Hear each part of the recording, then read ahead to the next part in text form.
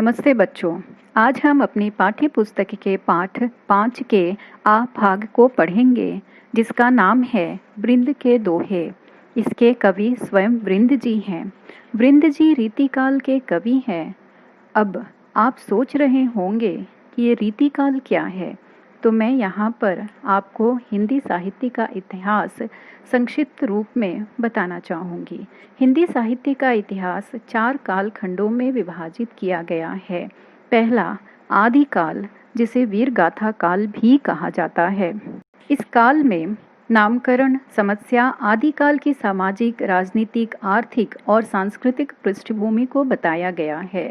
दूसरा काल है भक्ति काल की सामाजिक परिस्थितियाँ, जिसमें सांस्कृतिक पृष्ठभूमि भक्ति आंदोलन के रूप निर्गुण और सगुण भक्ति है, जिसकी 2 शाखाएं बनी हैं, ज्ञानाश्रय शाखा और प्रेमाश्रय शाखा।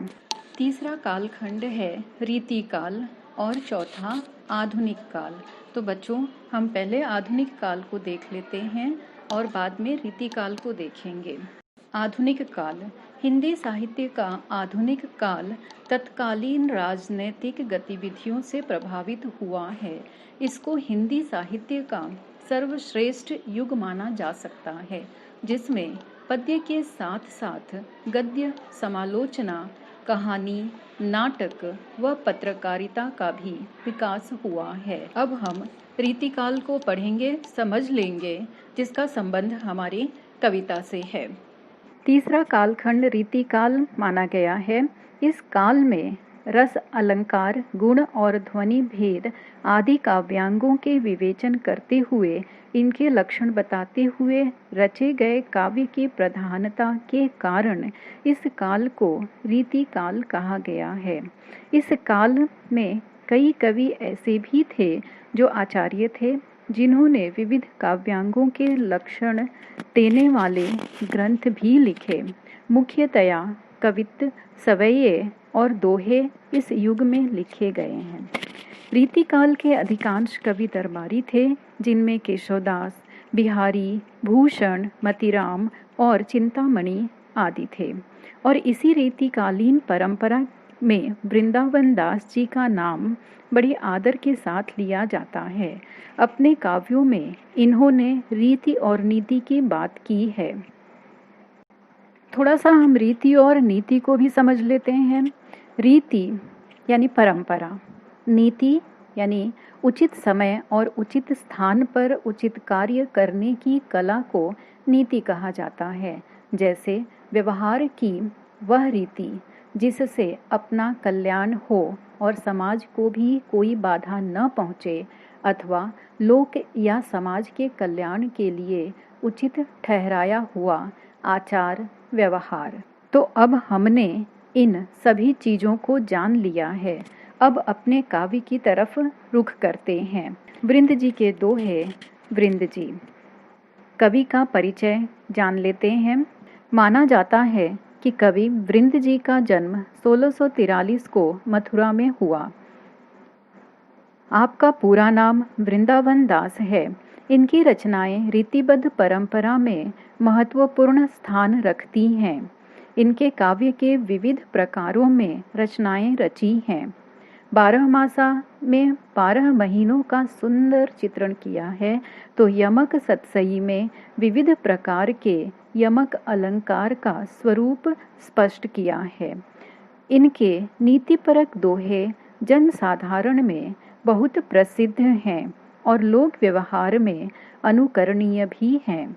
आपकी भाषा सहज, सुंदर तथा लोक भाषा से जुड़ी हुई है। आपकी भाषा में ब्रज तथा अवधी भाषा के शब्दों की अधिकता दिखाई देती है। आपके द्वारा दिए गए दृष्टांत आपकी भाषा के साथ साथ भाव और कथ्य को भी प्रभावोत्पादक बना देते हैं। आपका निधन 1723 में हुआ। ये तो वृंद जी का परिचय था। अब इन्होंने कौन कौन सी प्रमुख कृतियां लिखी हैं, ये भी देख लेते हैं। वृंद सतसई समेत शिखर छंद, भाव पंचाशिका, पवन पचीसी, हितोपदेश संधि, यमक सतसई, वचनिका, सत्य स्वरूप आदि। अब इनके विधा परिचय को भी देख लेते हैं। विधा परिचय। रीतिकालीन काव्य परंपरा में दोहा छंद का अपना विशिष्ट स्थान है। दोहा छंद कई कवियों का प्रिय छंद रहा है। दोहा अर्ध सममात्रिक छंद है। दोहे के प्रत्येक चरण के अंत में लघु वर्ण आता है। इसके 4 चरण होते हैं। प्रथम और तृतीय चरण में 13-13 मात्राएं होती हैं तथा द्वितीय और चतुर्थ चरण में 11-11 मात्राएं होती हैं। तो अब बच्चों, अब यहाँ पर प्रश्न उठता है कि ये मात्राएं क्या हैं और किस तरह से गिनी जाती हैं। तो आइए मैं संक्षेप में आपको मात्राएं गिनना सिखा देती हूँ। स्वर और व्यंजन को हमने बचपन में पढ़ा था, तो ये हमें पता है कि स्वर के बिना व्यंजन का कोई अस्तित्व नहीं है। अतः यहाँ पर आप देख सकते हैं स्क्रीन पर क और उसके नीचे हलंत लगा है और क के साथ अ जुड़ा हुआ है, अर्थात क और अ मिलकर क होता है। और इसी तरह से प शब्द को भी मैंने लिया है, प के नीचे हलंत लगा हुआ है और धन यानी प्लस का निशान है जिसमें अ जोड़ गया है। तो ये दोनों मिलकर प होते हैं। यहाँ पर क और प जब व्यंजन के साथ स्वर अ मिला है, तो जब हम पढ़ते हैं क तो उसके साथ अ की ध्वनि भी सुनाई पड़ती है। उसी तरह से सभी व्यंजनों में अ जुड़ना जरूरी है, अर्थात स्वर का होना जरूरी है। तो अब हम अपनी मात्रा की तरफ मुड़ते हैं। अ तो हमने देख लिया। अब छोटी ई, छोटा ऊ, ए और ओ की मात्रा को देख लेते हैं।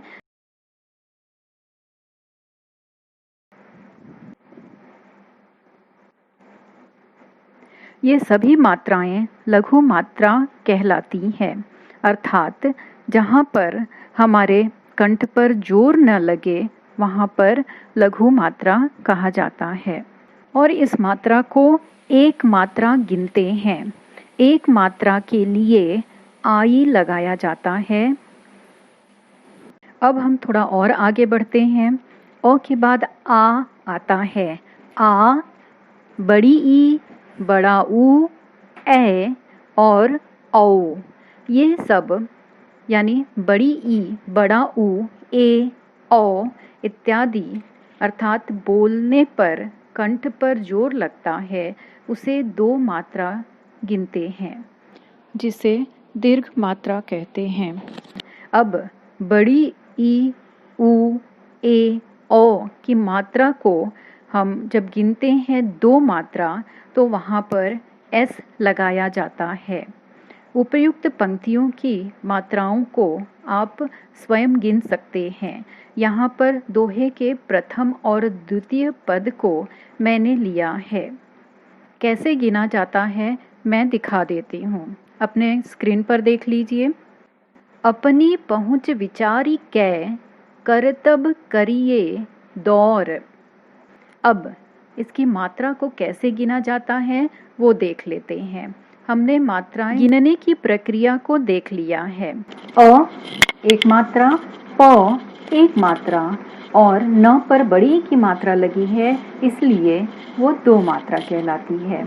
प एक मात्रा, ह पर छोटा ऊ की मात्रा है, इसलिए ये भी एक मात्रा है और च भी एक मात्रा है। आगे ब पर छोटी की मात्रा है, इसलिए एक मात्रा और च पर आ की मात्रा है, इसलिए यहाँ पर 2 मात्रा, क्योंकि आ बोलते समय कंठ पर जोर लगा है। ठीक है। र छोटी की मात्रा लगी है, इसलिए यहाँ पर 1 मात्रा की गिनती होगी। क पर ए की मात्रा लगी है, जहाँ पर कंठ पर जोर लग रहा है, अतः ये भी 2 मात्रा है। तो मात्राओं की गिनती कर लेते हैं। 1, 2, तो 4, 5, 6 और 7। ठीक है।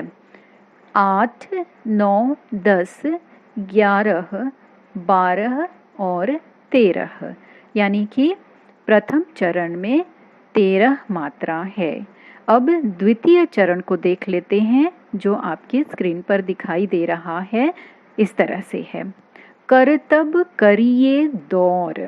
क एक मात्रा, र एक मात्रा, त एक मात्रा, ब एक मात्रा। फिर से करिए देखते हैं।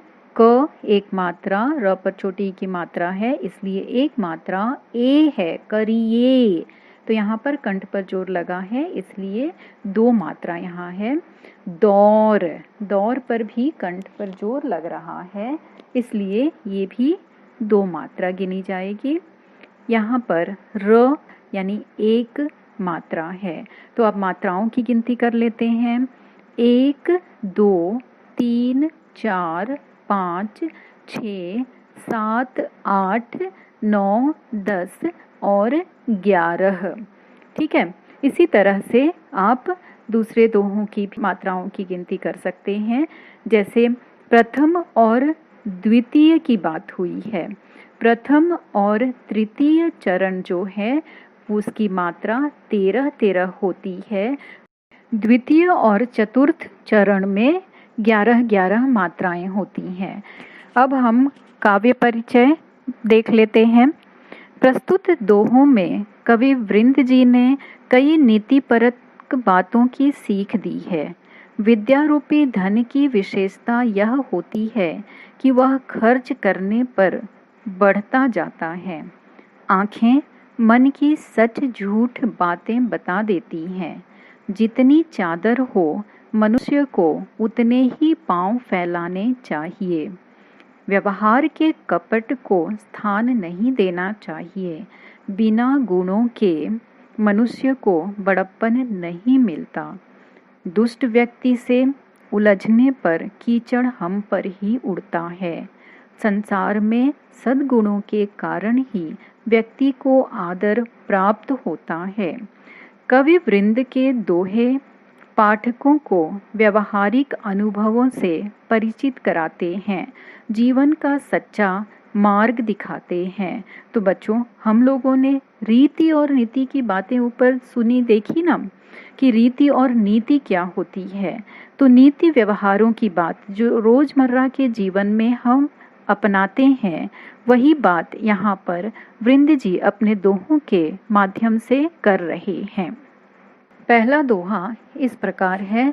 सरस्वती के भंडार की बड़ी अपूर्व बात, ज्यों खर्चे त्यों त्यों बढ़े, बिन खर्चे घटी जात। यहाँ पर कठिन शब्दों का अर्थ देख लेते हैं। सरस्वती यानी सरस्वती माता, अपूर्व अनूठी या अपूर्व बात, ज्यों यानी जैसे, खर्चे खर्च करना, त्यों त्यों वैसे वैसे वो बढ़ जाती हैं, बिना खर्चे वो घट जाती है। तो इस दोहे को कवि ने यहाँ पर बड़े ही सुंदर ढंग से हमारे सामने रखा है। चलिए इसका भावार्थ देख लेते हैं। सरस्वती माँ जो विद्या की देवी है, जिनके हाथों में वीणा दंड शोभायमान है, जिन्होंने श्वेत कमलों पर आसन ग्रहण किया है तथा ब्रह्मा विष्णु एवं शंकर आदि देवताओं द्वारा सदा पूजी जाती हैं, वही जड़ता और अज्ञानता को दूर कर देने वाली माँ सरस्वती, सभी भयों से भयदान देने वाली, अज्ञान के अंधेरे को मिटाने वाली माँ सरस्वती की बात करते हुए कवि हमें सीख दे रहे हैं कि जिस तरह से हमें ज्ञान का भंडार माँ से मिला है, उसका सही उपयोग भी हमें करना चाहिए।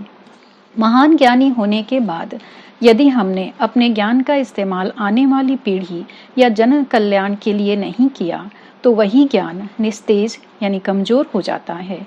जिस तरह से किसी औजार, मशीन के पुर्जे और हथियार का इस्तेमाल न होने पर उसकी धार कुंद हो जाती है, उसी तरह से हमारी बुद्धि का उपयोग न होने से वह भी कुंद यानी निस्तेज हो जाएगी या जाती है। अतः अपनी बुद्धि और ज्ञान को हम जितना अधिक खर्च यानी इस्तेमाल करेंगे, उसमें उतनी ही बढ़ोतरी होगी। हमारी बुद्धि और ज्ञान में 4 चांद लग जाएगा और हमारा विवेक हमें प्रगति और विकास की ओर अग्रसर करेगा। इसलिए हमें अपने ज्ञान के भंडार को अपने अंदर संजोकर नहीं रखना चाहिए, बल्कि उसका इस्तेमाल निरंतर करते रहना चाहिए, नहीं तो वह निस्तेज हो जाएगा, अर्थात उसमें कमी आ जाएगी। कवि इन पंक्तियों के माध्यम से यही संदेश देना चाहते हैं कि मनुष्य को अपनी बुद्धि और ज्ञान का इस्तेमाल सदैव करना चाहिए, ताकि आने वाली पीढ़ियों को उसका लाभ मिल सके। चलिए अगले दोहे को देख लेते हैं। नैना देत बताए सब, हिय को हेत अहेत, जैसे निर्मल आरसी, भली बुरी कही देत। अब हम इनके कठिन शब्दों को देख लेते हैं। नैना यानी आँखें, हेत अहेत अर्थात अच्छा बुरा, निर्मल यानी साफ, आरसी मतलब आईना। अर्थात आँखें हमारे शरीर का सर्वाधिक महत्वपूर्ण अंग तो है ही, चेहरे के सौंदर्य में भी इनकी महत्वपूर्ण भूमिका होती है। आँखों के साथ बहुत सारी बातें जुड़ी होती हैं, जिन पर एक साथ कम लोग गौर करते हैं। ये हमारे दिल और दिमाग का आईना होती हैं। जिस तरह से एक साफ सुथरा आईना देखने पर हमारे मन की अच्छाई या बुराई को वह बता देता है, ठीक उसी तरह से हमारी आँखें भी हमारे मन के भावों को उजागर कर देती हैं। आँखों के जरिए ईर्ष्या, द्वेष, कुंठा, क्रोध, खुशी, कृतज्ञता, उदारता, क्षमा, गंभीरता, बहादुरी व कायरता जैसे मनोभाव सहजता से सामने आ जाते हैं। बहुत कम लोग आँखों की भाषा को पढ़ लेने में सक्षम होते हैं, अतः कवि ने इन पंक्तियों के माध्यम से आँखों के महत्व को बताया है, जो हमारे शरीर का प्रमुख हिस्सा है। अतएव आँखों की अपनी अलग भूमिका होती है। अच्छा बच्चों, आज हम वृंद के दोहे को यहीं तक पढ़ेंगे। बाकी 9 दोहों को अपनी अगली कक्षा में पढ़ेंगे और समझेंगे। तब तक आप अपने घर में स्वस्थ रहिए, सुरक्षित रहिए। मेरे द्वारा पाठ्य पुस्तक के किसी और पाठ का वीडियो देखना या सुनना चाहते हैं तो मेरे इस चैनल को सब्सक्राइब कर दीजिएगा और बेल आइकन पर भी क्लिक कर दीजिएगा, ताकि आपको नोटिफिकेशन मिल सके और आप इसका उचित लाभ प्राप्त कर सकें। धन्यवाद।